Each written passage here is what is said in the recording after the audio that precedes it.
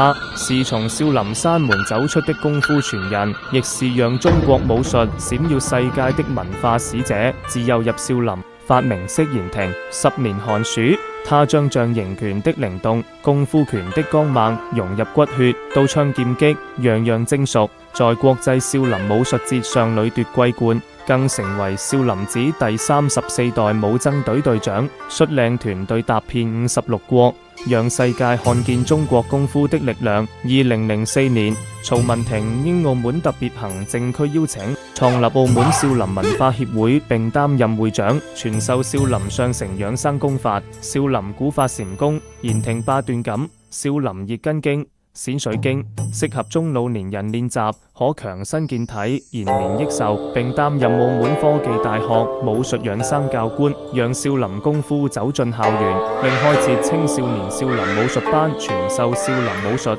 如今，他不僅是優秀慈善人物，更榮獲世界少林功夫好師傅金獎與30年全集成就獎。他就是曹文霆，澳門少林氣功康復創始人，從事研究少林氣功康復30多年，通過少林功夫伸展筋骨、打通經絡、提升陽氣，助力過萬人改善亞健康，讓更多人不生病、少生病，提升健康質量。